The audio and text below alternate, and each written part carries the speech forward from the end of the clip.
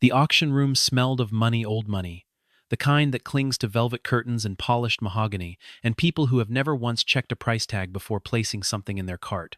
Vanessa Carter walked through the gilded double doors with her shoulders back and her chin tilted at the precise angle that communicated, without a single word, that she owned every room she walked into, and she intended to keep it that way. The evening was a charity gala in memory of her father, Richard Carter, a man who had built a fortune so vast that even the zeros required their own accountants. Vanessa had organized the event herself, down to the centerpieces, the guest list, and one particular item she had chosen for the night's final act, a rusted, dust-covered coupe, sitting beneath a tarpaulin in the corner of the venue.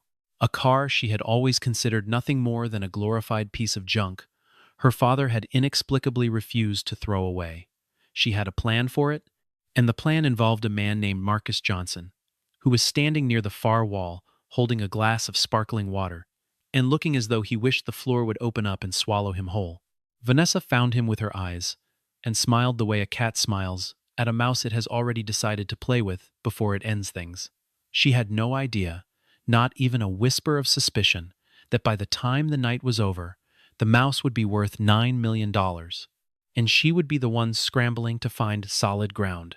Marcus Johnson had turned 38 in February, alone, except for his daughter Lily, who was 7 years old and currently in the care of his neighbor Mrs. Edna Price, while he attended an event he still could not quite explain receiving an invitation to. He had found the envelope in his mailbox on a Tuesday morning, his name printed on the front in clean, formal type, Marcus Johnson, Johnson Automotive Repair, 1412 Birchwood Lane, Harlow Falls. The return address bore the Carter Family Foundation logo, gold on cream, and the card inside had requested his presence at the annual Carter Memorial Gala, black tie, 7 o'clock sharp. Marcus had turned the card over several times, looking for an explanation that wasn't there. He knew who Richard Carter was, of course. Everyone in Harlow Falls knew who Richard Carter had been, the man whose name appeared on the hospital wing, the library annex, the scholarship fund at the community college. But Marcus had never met the man, never spoken to any member of his family, never set foot inside Carter Estate, or attended any of the foundation's previous events. He was a mechanic who ran a one-man garage on Birchwood Lane, and the people who attended Carter Galas were not people who brought their cars to Birchwood Lane for anything short of a wrong turn. He almost didn't go. He stood in front of the single suit he owned, a navy blue two-piece he had bought for his sister's wedding 6 years ago. Now, slightly tight across the shoulders from the physical work his body had done in the years since, and genuinely considered placing the invitation back in the envelope and forgetting it had ever arrived. But something stopped him. Maybe it was curiosity. Maybe it was the fact that his garage had been running on fumes for the better part of 3 months, customers drifting away to the new chain auto center that had opened on the highway outside town with its bright fluorescent lights and its corporate warranties and its prices that Marcus, working solo, simply couldn't match, no matter how honest his labor or how careful his work. Maybe it was the quiet voice in the back of his mind that had always told him to show up, even when showing up felt like walking into a room where everyone already knew you didn't belong. He ironed the suit, borrowed a tie from his neighbor's husband, kissed Lily on the forehead, and drove to the Harlow Falls Grand Hotel in his aging pickup truck, parking it 3 blocks away so that it wouldn't be seen in the hotel lot beside the Bentleys and the Porsches and the gleaming black SUVs with their professional drivers waiting at the curb. Inside, Marcus drifted along the edges of the room like a man navigating a current he didn't entirely understand. The guests spoke in the fluid shorthand of people who had known each other for decades. Business deals and board memberships and summer houses mentioned with the casual ease of people describing the weather. Waitstaff moved through the crowd with practiced invisibility, offering champagne on silver trays, and Marcus accepted a glass of sparkling water and stood near one of the tall windows overlooking the city and tried to look as though he had somewhere specific to be. He watched Vanessa Carter work the room from across the ballroom, shaking hands, accepting condolences about her father, with a practiced grace that contained more performance than grief, though Marcus would not have said that aloud. She was striking, dark hair pinned up at the neck, a black dress that probably cost more than his monthly rent, an effortless authority in the way she moved that made lesser personalities step back without quite knowing why they had done it. She was also, Marcus could sense, even from a distance, the kind of person who sorted the world into useful and useless, and had already placed him firmly in the second column. He was not wrong. Vanessa had noticed him the moment he walked in, had confirmed his identity with a quiet word to her assistant, and had spent the first hour of the evening deciding exactly how to make the moment land for maximum effect. She had debated whether to do it at all, this small theater she had planned, but the more she had thought about it, in the weeks following her father's death, sorting through his vast and eccentric estate, the angrier she had become at the one item she simply couldn't explain: a rusting hulk of a car sitting in a climate-controlled bay in her father's private warehouse, occupying space that could be converted to something useful, something profitable, something that made a single shred of financial sense. Her father had refused every offer to sell it. He had refused to discuss it. He had kept the bay locked and the records sealed, and had told her, on the one occasion she had pressed him directly, that the car would go to the right person when the time came. The right person, as though a rusted coupe were some kind of sacred artifact awaiting its chosen heir. Vanessa had buried her father, inherited his estate, and decided that the charity gala was the perfect venue to dispose of the car in a way that was both charitable and, she had to admit to herself, deeply satisfying in its small cruelty. She had found Marcus Johnson's name in a file in her father's private office. She had no idea why it was there. She simply decided to use it. The auction portion of the evening concluded just past 9 o'clock. Vanessa took the stage to warm applause, adjusted the microphone, and delivered a speech about her father's legacy that was polished and moving and very slightly hollow at its center, the kind of tribute that covers all the correct notes without quite hitting the true one. She spoke about his commitment to community, his belief in philanthropy, his vision for Harlow Falls as a place where hard work was honored and every person had a chance to build something meaningful. The applause was genuine. The crowd loved Richard Carter, or at least they loved the version of him that had signed their donation checks and attended their dinners and made the right calls at the right moments. Vanessa thanked them for their generosity, and then she paused, tilted her head, and allowed a small smile to cross her face. She told them that before the evening concluded, she had one final item to present. Not for auction, she said, and she let that sit for a breath, let the curiosity settle over the room like a light mist. This was a gift, a token, she said, from the Carter family to someone who appreciated what she called, with a gloved inflection of irony, the more rustic things in life. She gestured toward the tarpaulin in the corner, and two members of the venue staff took the edges and pulled it away in one smooth motion. The car beneath it was extraordinary, only in its ruination. It was an old coupe, body style decades out of date, its paint corroded down to bare metal in long oxidized patches, its chrome trim clouded with grime and age, its tires flat and cracked, its windshield fogged from the inside with a thin layer of condensation. It looked, in short, like something a junkyard had donated out of pity. Laughter rippled across the ballroom, soft at first, and then louder as the guests understood what they were looking at. Someone near the back made a sound that was not quite a word, but communicated clearly enough. Vanessa smiled. She said her father had kept this vehicle for reasons that had never been satisfactorily explained to her.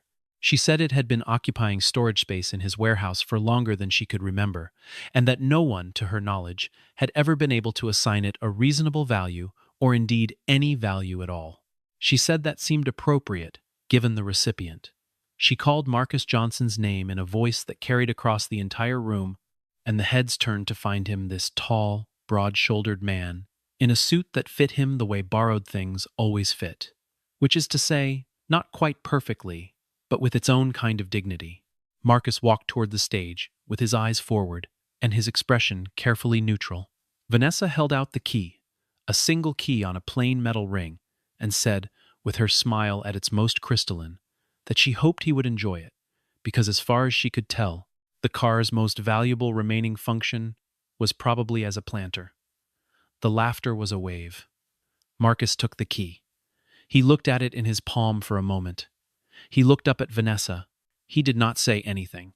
He nodded once, quietly, the way a man nods when he has decided that the only worthy response to a small person's cruelty is silence, and he walked back through the ballroom and out through the gilded double doors with the key closed in his fist. A few pairs of eyes followed him. Most did not. He drove the truck back to his garage rather than home that night. He had called Mrs. Price to let her know Lily was sleeping, and the old woman had waved him off with the comfortable authority of someone who had no objection to staying a few extra hours. Marcus wanted to look at the car before he let himself think too hard about the evening. He had arranged for the vehicle to be towed from the hotel loading dock to his garage, a process that had taken 45 minutes, and the assistance of a hotel employee who had been very carefully professional about not showing any expression, and by 11 at night, the coupe was sitting on his shop floor under the fluorescent lights, looking, if anything, worse than it had in the ballroom. Up close, the decay was more complete. The body had been beaten by time in ways that suggested decades rather than years. The wheel wells were furred with rust. The door seals had perished and pulled away from their frames. The interior, visible through the driver's window, was a landscape of cracked leather and faded gauges, and a steering wheel whose finish had aged to a dull, almost amber patina. Marcus stood with his arms folded and looked at it for a long time. He was not thinking about Vanessa Carter. He was thinking about the car. There was something about it that he couldn't quite place, an instinct that came not from his brain, but from his hands, from the accumulated years of touching metal and reading its history through his fingertips. Something about the proportions, something about the way the frame sat. He pulled on his work gloves and crouched beside the driver's door and began, quietly and methodically, to look. It was the emblem under the steering column that stopped him. He had slid into the driver's seat to examine the dashboard instrumentation. The gauges were analog and beautifully made, not the stamped production pieces he recognized from standard-era vehicles, but something more considered, more precisely crafted, and his flashlight had caught the glint of something on the underside of the column housing. He angled the beam and leaned in close. The emblem was small, perhaps 2 inches across, cast in what looked like a nickel alloy, and stamped with a design he didn't immediately recognize. A stylized wing encircling a set of interlocking gears, with a serial number etched beneath it in type so fine it required a magnifying glass to read. Marcus sat in the driver's seat of the ruined car in his empty garage at midnight and read the number 3 times. He wrote it on the back of the gala invitation, with a pencil stub from the dashboard tray. He sat with it for a while. Then he went home, put himself to bed, and lay in the dark looking at the ceiling until sleep finally arrived sometime after 2 in the morning. The next day, he called Daniel Reeves. Daniel was 54 years old, lived an hour outside Harlow Falls, in a house that functioned more as a museum than a residence, and was widely considered by the community of serious automotive historians as one of the most knowledgeable men in the country on the subject of pre-production and prototype vehicles from the 1940s through the early 1960s.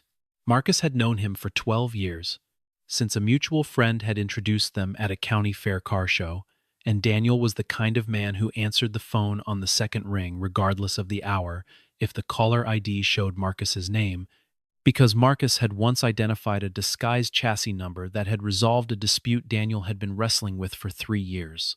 The two men understood each other in the way that people understand each other when their knowledge runs deep in the same direction. Marcus described what he had found.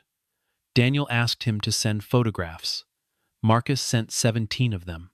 Daniel called back in under 6 minutes, and his voice, when it came through the phone, had a quality Marcus had never heard in it before, the particular timbre of a man trying very hard to sound calm while something enormous was happening inside his chest. He told Marcus not to touch the car.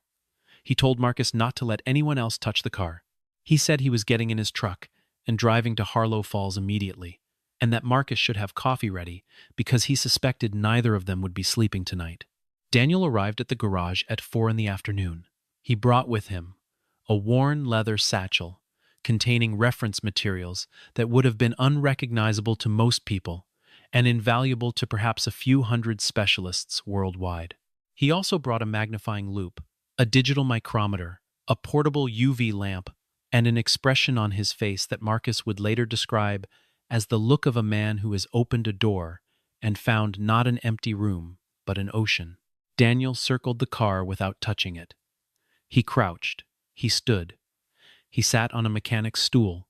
Then he opened the satchel and pulled out a heavy, spiral-bound document that looked like a technical archive because it was. The serial number Marcus had found matched, within the confirmed parameters of the record, a vehicle that had been listed as missing since 1961, not stolen, not destroyed. Simply gone, the way certain things go when the bureaucratic machinery that should track them fails or is quietly redirected by someone with the authority and the motive to make a record disappear.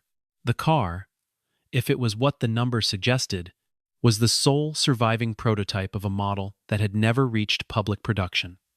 A vehicle designed by a small independent manufacturer in the late 1950s that had been acquired and then quietly absorbed by a DeVriesO, larger company, before a single unit ever reached a dealer's floor. The prototype had been built by hand over the course of 14 months by a team of 12 engineers and craftsmen in a facility in rural Pennsylvania.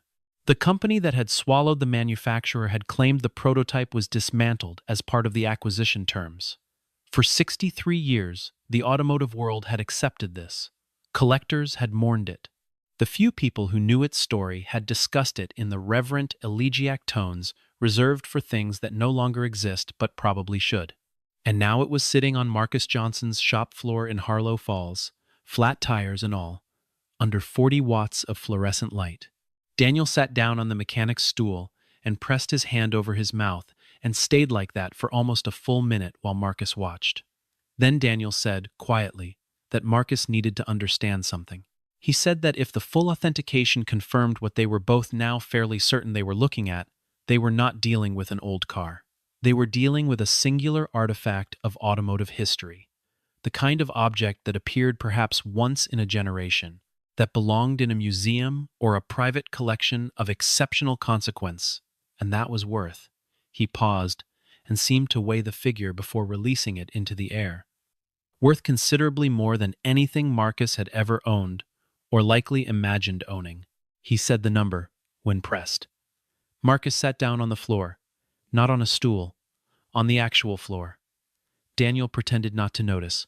Word moved through Harlow Falls the way significant things always move through small cities in waves, each one carrying the story a little further from its origin, each one adding details that may or may not have been present at the source. By the end of the first week, the story had reached a regional automotive magazine. By the end of the second, it had been picked up by 3 national outlets. By the third week, the garage on Birchwood Lane had become a destination. Collectors called, historians emailed. A representative of a major international auction house arrived in person, driving a rental car and carrying a briefcase, and sat across from Marcus in the small office at the back of the garage and spoke, very precisely, and with great care, about what a formal authentication process might yield, and what figures, once authentication was established, were not unreasonable to imagine. He did not use the phrase $9 million. He used the phrase in excess of, and the number that followed it was $9 million. Marcus thanked him for coming. He said he would be in touch. He walked the man out. He went back to the coupe and stood next to it in the empty shop and breathed slowly for a while, the way a person breathes when the scale of something exceeds the body's ordinary capacity to process it. Vanessa Carter heard the news from her attorney, who had been monitoring the situation on her behalf from the moment the first regional article appeared. She had called him with a single question, which was whether her original gift of the vehicle constituted a legally binding transfer of ownership. Her attorney had confirmed that it did. The key had been handed over in front of witnesses, the vehicle had been taken into Marcus Johnson's possession, and absent any contractual provision for reclamation, the car was, in every meaningful legal sense, his. Vanessa had listened to this in silence. She had then asked him to investigate the vehicle's history, the full history, not just the provenance relevant to authentication.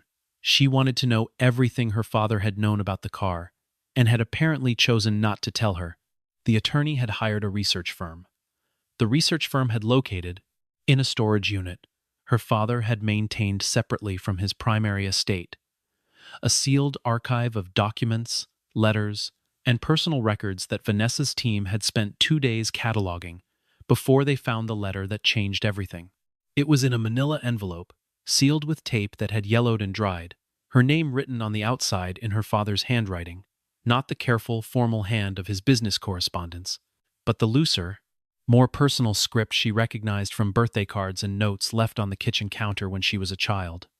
She opened it alone, at the desk in the house she had grown up in, on a Sunday morning with the light coming through the east-facing windows at an angle that made the paper seem warm in her hands. Her father's voice rose off the page with a vividness that made her chest hurt because she realized almost immediately that this was a voice she had not often heard when he was alive. The voice of the man he had been before the money, before the empire, before the foundation and the galas, and the name on the hospital wing. The letter was long, and it was honest in the way that letters written for the drawer rather than the mailbox tend to be honest, because there is no performance possible when you believe no living eyes will ever read your words.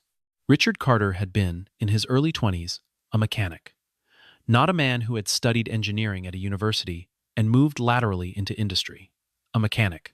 He had worked in a small shop in a neighborhood in Pittsburgh that no longer existed in the form it had taken in those years, a neighborhood of row houses and corner stores, and the persistent smell of steel and machine oil that belonged to the mid-century working world. He had been good with his hands and sharp with engines, but he had been young and without credentials and without connections, and the world of that era had assigned him a ceiling that was lower than his abilities and had plastered it with the kind of invisible material that is very difficult to push against without someone helping you from the other side. The man who helped him was named Earl Johnson. Earl Johnson was a mechanic of the old school, self-taught and exceptionally gifted, a man who had been working on engines since he was 12 years old and could diagnose a fault by the sound it made through a closed hood. Earl had taken Richard on as an informal apprentice when the young man had shown up at his shop asking for work, and over the next 2 years he had given Richard something more useful than a salary. He had given him the accumulated knowledge of a craftsman, freely and without condition, simply because the boy had shown up willing to learn and had kept showing up when it was hard. Earl had also, at a moment when Richard's ambitions had outgrown what the neighborhood could offer, and he had needed someone to vouch for him with a shop owner across town, made the phone call that opened the door. Richard had walked through that door and kept walking, through a succession of doors that led him, eventually, to the business world, to investment, to the fortune that had become the foundation and the hospital wing and the name on the library wall. He had never forgotten where the first door was or who had opened it. The letter explained that when Richard had acquired the prototype coupe through a private transaction with a collector who had not fully understood what he possessed, he had intended from the beginning to eventually ensure that the car found its way to someone connected to Earl Johnson's family. He had lost track of Earl in the intervening decades, as people lose track of those who shaped them before they were important enough to make the maintenance of relationships feel obligatory, and he had searched periodically, and without success, until a private investigator had located Earl's grandson in Harlow Falls, running a garage on Birchwood Lane, working alone, the way his grandfather had worked alone. Richard had added Marcus Johnson's name to the Foundation's records, and had quietly kept a watch on his circumstances without ever making contact, unwilling to complicate the gift with explanation before the time was right. He had meant to resolve it differently. He had not expected to die before he could, and so he had left the letter and trusted that the car and the circumstances would do the work he had not finished doing. He had written, in the final paragraph of the letter, in the deliberate, slightly formal way of a man trying to say something true, "If you are reading this, then you have already done something with the car, and I ask only that the doing of it reflects what I have always known to be true, that the worth of a person is not measured by what they own, but by whether they show grace to those who have nothing to prove and nothing to offer in return. I hope, Vanessa, that you have done that. I hope I taught you that, I am not certain I did. I think perhaps I left too much to the assumption that wealth would teach its own lessons, when I knew very well it rarely does. Vanessa folded the letter and held it between her palms for a long time. Outside the windows, Harlow Falls went about its Sunday morning with complete indifference to the weight settling itself over a woman at a desk in a house that was probably worth more than the entire block it sat on. The coffee she had made an hour ago sat cold beside the lamp.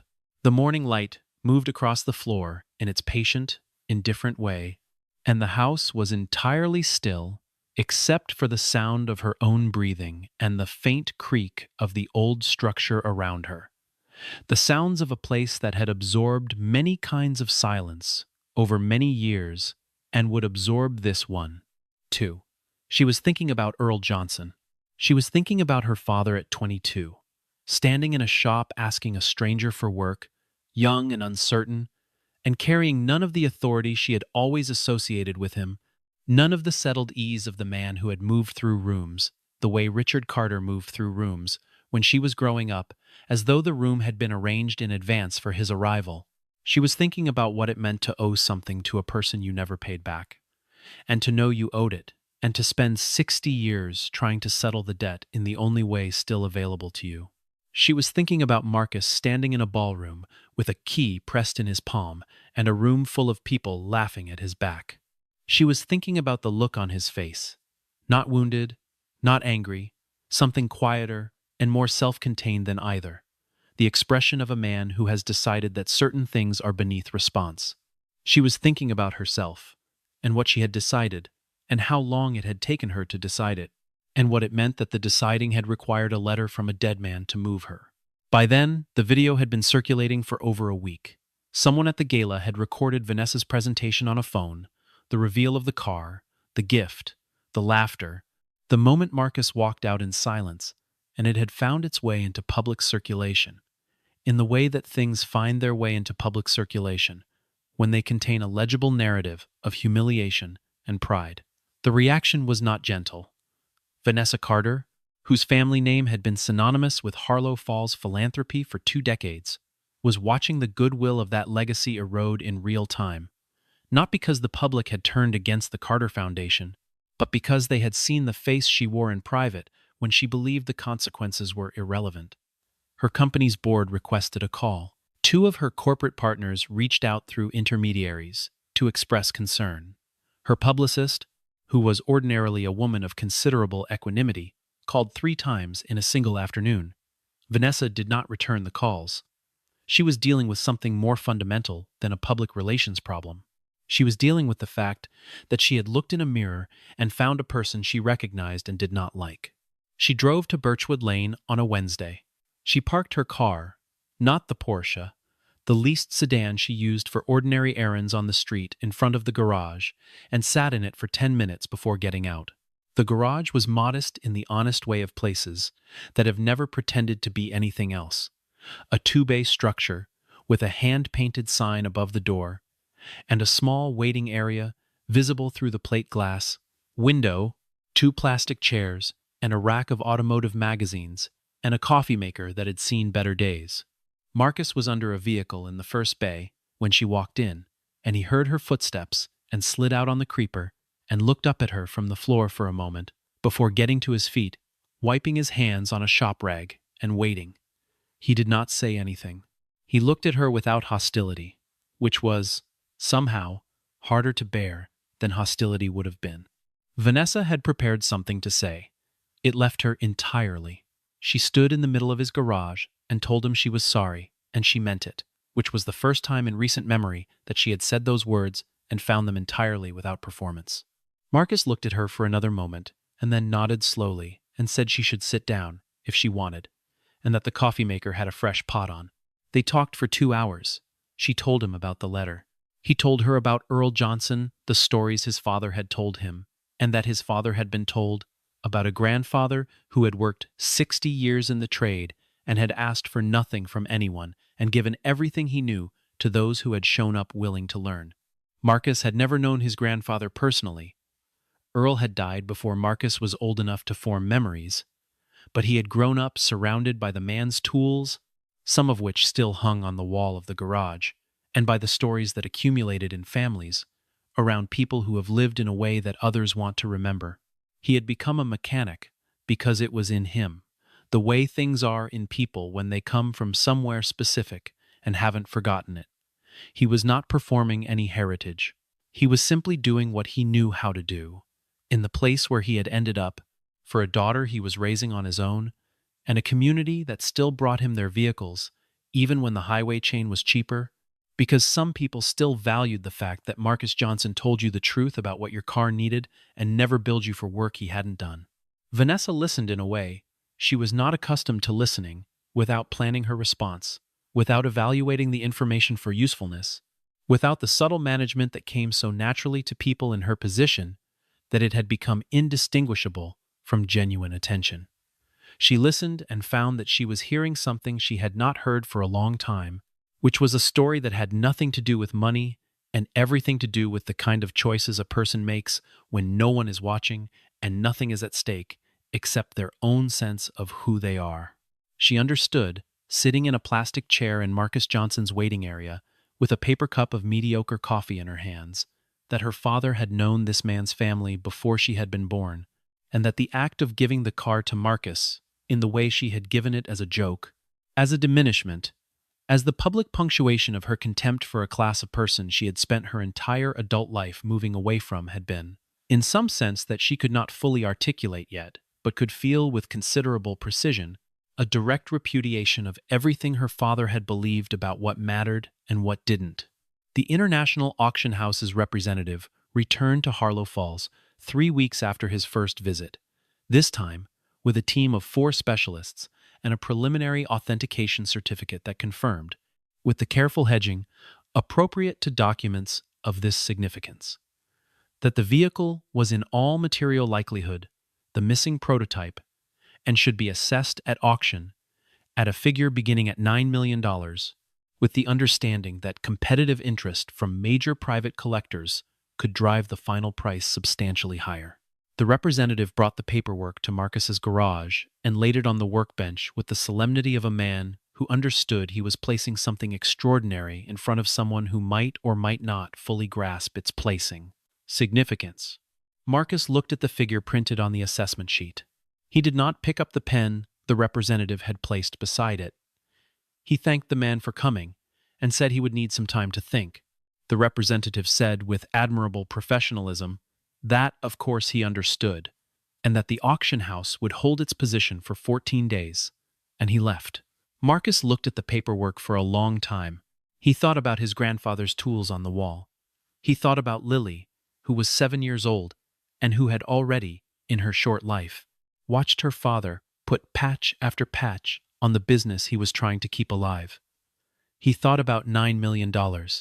He thought about what $9 million would mean. He thought about what it would take away. The press conference, if a gathering in a mechanic's garage can be called a press conference, was not something Marcus had organized. It assembled itself out of the journalists and collectors and curious townspeople who had been watching the story develop and had arrived on the Thursday of the second week in numbers sufficient to fill the parking area and spill onto Birchwood Lane. Marcus came out of the garage in his work clothes, without a prepared statement, and stood in front of the car, which had been restored to temporary display condition, not repaired, simply cleaned and propped on supports, so that its lines were visible, and looked at the crowd until it quieted. He said he had decided not to sell the car. He said it without preamble, and without the performance of reluctance, in the direct way of someone who has thought something through completely and emerged on the other side of the process with a decision that does not require decoration. The noise this produced was considerable. He waited for it to subside. He said that $9 million was a number that would change the shape of his life, and he understood that fully. He said that his daughter would be very well served by $9 million. He said that he was not immune to what the money could mean. But he said that there was only one of this car in the world, and that the reason there was only one was that it had been made by hand over 14 months by people who cared enormously about making it well, and that it had survived 60 years of obscurity, and one family's complete misunderstanding of its nature, and that the right place for it was not a private collection where it would be seen by no one but its owner, but a museum where it could be looked at by people who would never otherwise encounter the idea that something could be made with this kind of care. He said he was donating the car on long-term exhibition loan to the Harlow Falls Historical Museum, with the understanding that the exhibition would include a permanent display about the history of the vehicle and about Earl Johnson, who had been a craftsman of the old school and deserved more than a line in someone else's story. He said he hoped that was enough. He said he thought it was. There was a silence, and then someone in the crowd started to clap, and others joined, and within a few seconds, the parking area on Birchwood Lane was making a sound that Marcus would remember for the rest of his life. Vanessa, standing near the edge of the crowd, was crying. She was not a person who cried in public. She did not fully understand what was happening to her in that moment, which is often how the most significant things happen without full understanding, with only the clear and unmistakable sensation that something has shifted in a way that cannot be shifted back. She thought about her father at 22, standing in Earl Johnson's shop. She thought about Marcus at 38, standing in front of a car he had just given away. She thought about the kind of person who gives away $9 million because the alternative doesn't sit right with who they are. She thought about what her father had written. The worth of a person is not measured by what they own, but by whether they show grace to those who have nothing to prove and nothing to offer in return. She had read those words 3 times, and each time they had landed in a slightly different place. Standing in the parking area on Birchwood Lane, with the October air moving through her hair and the sound of applause around her, and Marcus Johnson thanking the crowd in his quiet, unshowy way, the words finally landed where they were aimed. She called a meeting of the Carter Foundation Board the following week. She had spent the intervening days in a process that she would later describe, in more reflective moments, as a kind of dismantling, not of anything external, but of a way of seeing that she had built over decades without quite realizing she was building it. She had looked at her father's life and her own, and tried, honestly, to trace the places where they had diverged, the points at which she had taken the money and its lessons, and arrived at conclusions he had never drawn. The foundation board meeting was brief and decisive. She presented a new initiative, the Richard Carter Labor Legacy Fund, dedicated specifically to supporting working mechanics, tradespeople, and vocational training programs in communities like Harlow Falls, places where skilled labor was still the foundation of ordinary life, and often the first thing stripped away when economic pressures arrived. She proposed Marcus Johnson as the project's first advisor and community liaison. The board approved without dissent. She called Marcus afterward and made the offer and explained what it would entail, and Marcus said he would think about it. And she said, of course, and they were both quiet for a moment on the phone. And then Marcus said he thought his grandfather would have found the whole thing very strange and very satisfying at the same time, and Vanessa said she thought her father would have agreed completely, and they both found this mildly and genuinely funny, which was a kind of beginning. The car was installed in the Harlow Falls Historical Museum in November, in a newly built wing that bore no corporate name, but carried a small plaque at the entrance reading, simply, "In memory of Earl Johnson, craftsman." The vehicle was displayed in the center of the room on a raised platform, restored to the degree that preservation required, but not beyond it. The original surfaces were protected and documented, the mechanical components preserved in their found condition. The history of the object told honestly in panels along the walls, including the 60 years of its disappearance and the circumstances of its rediscovery. Below the vehicle, on a secondary plaque mounted to the base of the platform, a sentence had been added at Marcus's request. A gift given in mockery, a history given in return.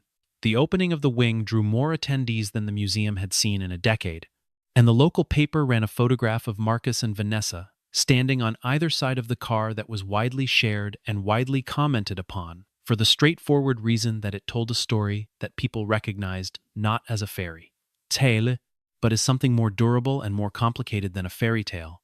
A story about what gets corrected and what gets understood, and what it actually costs to understand it. Marcus rebuilt the garage over the following year. Not replaced it, rebuilt it, expanding the existing structure to accommodate a small training bay where he brought in apprentices from the vocational program that the Richard Carter Labor Legacy Fund now supported. 3 young men and a woman came in the first cohort. two of whom had been told by their school counselors that automotive repair was not a career with prospects, advice that Marcus did not directly address, but implicitly refuted every week by the quality and quantity of work coming out of Birchwood Lane. Lily turned 8, then 9, and began, around her 9th birthday, to show a marked and entirely self-generated interest in engines, which she would come to the garage to investigate on Saturdays with the focused absorption of a child who has discovered something that makes complete sense to her. Marcus watched this with a feeling he did not always have language for, a compound thing made of continuity and rightness, and the particular species of pride that is not about achievement, but about recognition, the recognition of something being carried forward that deserved to be carried. Vanessa Carter did not become a different person. That is not how it works, and she was honest enough with herself in the year that followed to resist the comfortable narrative in which one encounter with conscience produces total transformation. She remained competitive and exacting and possessed of a confidence that sometimes crossed into arrogance, and she knew it. But she worked on it, in the incremental way that serious work gets done, not dramatically, not with the benefit of an audience, but steadily, day by day, in the accumulation of small choices made differently than they would have been made before. She showed up at the museum opening without telling anyone she was coming. She attended 3 of the vocational program's community evenings in the first year and spoke at one of them, honestly and without polish, about what she had understood incorrectly and when she had understood it. She did not make this a story about herself. She made it a story about her father, and about Earl Johnson, and about what it means to be the beneficiary of something you didn't earn and have the option to squander or to steward. She was working on choosing the latter. She and Marcus did not arrive at a simple thing. What they arrived at was more honestly described as a mutual and gradually deepening regard, built on the foundation of a shared history that neither of them had known they possessed, until a rusted car sat on a shop floor under fluorescent lights and refused to be nothing. They disagreed often. They respected each other in the specific way of people who have seen each other clearly in an unguarded moment, and decided that the seeing does not disqualify the other person, but rather, strangely and usefully, qualifies them. They spoke on the phone about the Foundation's programs. They argued, productively, about the museum exhibition's educational framing. Vanessa brought Lily a small model car for her birthday, which Lily accepted with great seriousness and placed on the shelf above the workbench at the garage, where it sat next to a rusted spark plug that had belonged to Earl Johnson and a photograph of Marcus's father that had been taken sometime in the 1980s, a man with a wrench in one hand and a look of complete absorption on his face. The shelf was a kind of altar, and Lily treated it as one. On the day the museum opened its doors, before the crowd arrived and the speeches were made and the local dignitaries took their photographs in front of the car, Marcus stood alone in the wing for a few minutes, with the lights still at half brightness and the room quiet around him. He stood close to the vehicle and looked at the emblem under the steering column through the glass panel the museum had installed. For visibility, the small nickel badge with its wing and gears, and the serial number that had set everything in motion. He thought about his grandfather, about what it meant to give something freely, and then have the giving disappear into time, absorbed into someone else's story, unacknowledged, the way so many things were unacknowledged for so long.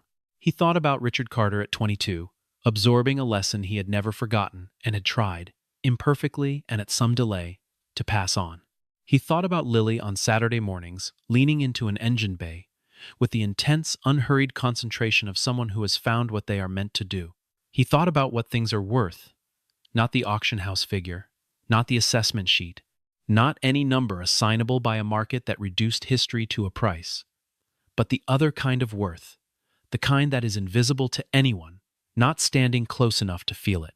The plaque on the base of the car's platform was still covered, waiting for the official unveiling. But Marcus already knew what it said, because he had chosen the words himself, standing in this same room a month earlier, when the installation team had asked him what he wanted people to walk away understanding. He had thought about it for a long time, and then he had said, "Tell them that a gift given without grace can still become something true. Tell them that some things survive not because they were valued when they were given, but because the person who received them understood that value is not always visible at the moment of contact. Tell them that what Earl Johnson gave my grandfather, and what my grandfather carried forward, and what this car eventually carried back to us, none of that can be bought, and none of it can be thrown away, no matter who tries, and no matter how publicly they try. It just waits. It waits for someone who will recognize it. And when that person comes, it hands them everything.